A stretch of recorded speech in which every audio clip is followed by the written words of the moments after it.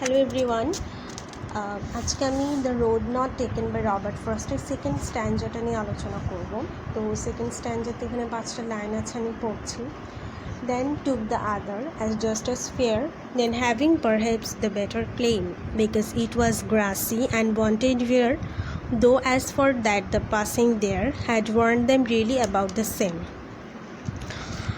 Actually the road not taken poem যে narrator writer, উনি একটা ইনডিসিসিভনেসে ভুগছিলেন, একটা ডিলেমা ফেস করছিলেন যে ওনার কোন পথটা বেছে নেওয়া উচিত। বিকজ দুটো পথই কিন্তু সেম মনে হচ্ছে, দুটো পথই চ্যালেঞ্জিং মনে হচ্ছে, দুটো পথই বেনিফিশিয়াল মনে হচ্ছে, কিন্তু অনেকক্ষণ অ্যানালাইসিস করার পর তিনি একটা সিদ্ধান্তে পৌঁছান এবং তিনি ভাবেন যে তার সেকেন্ড পথটি গ্রহণ করা উচিত।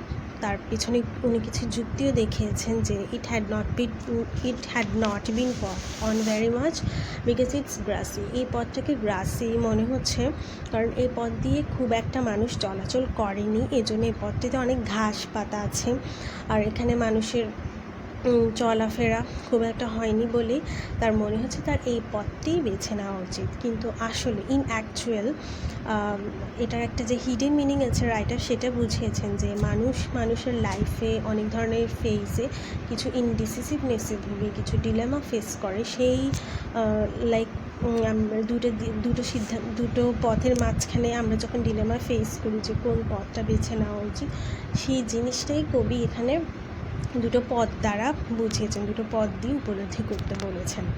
লাইক আমরা কোনো একটা চয়েস যখন মেক করি লাইফের, কোনো একটা ইম্পর্টেন্ট কোনো একটা ডিসিশন নেওয়ার ক্ষেত্রে আমরা যখন ডিলেমা ফেস করি যে উভয় দিকে এটা নেওয়া উচিত নাকি ওইটা নেওয়া উচিত, এরকম ধরনের ডিলেমা ফেস করার ক্ষেত্রেই কবি এখানে দুটো পথের একটা এক্সাম্পল শো করেছেন।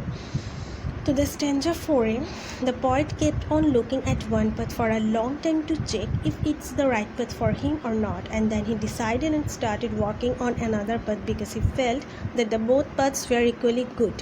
তিনি একটি পথের দিকে অনেকক্ষণ তাকিয়ে থাকেন, অ্যানালাইসিস করার চেষ্টা করেন, কিন্তু পরে তিনি সেকেন্ড পথটি বেছে নেন কারণ তার মনে হয় যে এই পথটা, কারণ তার মনে হয় দুটো পথই ইকুয়ালি গুড, দুটো পথই, কিন্তু পরে তিনি সেকেন্ড অ্যানাদার পথ যেটা সেটাতে তিনি চলে যেতে চান, তিনি সে পথেই চলতে চান কারণ তার মনে হয় ইট ওয়াজ আনইউজড, কারণ এটাতে গ্রাস, এটাতে ঘাস পাতা রয়েছে, এটাতে মানুষের চলাচল কম হয়েছে মনে করেই তিনি এটাতে চলতে চান।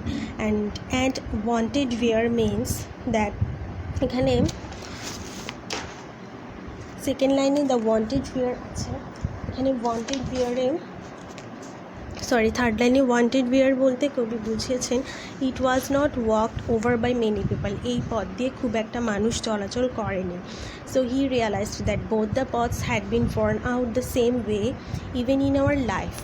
যেটাকে আমরা যখন একটা লাইফ রেজে নিয়ে যাব তখন এটার এক্সাম্পলটা অন্যরকম হবে। Even in our life we take any path or option but all of them have the same benefits, disadvantages, problems, challenges, and we must face them. We think that we are choosing a better option, but it's not that way. Life e jokhon kono dhoroner decision নেওয়ার ক্ষেত্রে আমরা যখন যে অপশনটা গ্রহণ করি আমাদের কাছে তখন মনে হয় যে এটি বেটার অপশন, কিন্তু আসলে তা না। দুটো পথেরই লাইফ টানেলটা একই থাকে, লাইফ গোলটা একই থাকে, চ্যালেঞ্জেস, অ্যাডভান্টেজেস, ডিসঅ্যাডভান্টেজেস সব কিছুই সেম থাকে।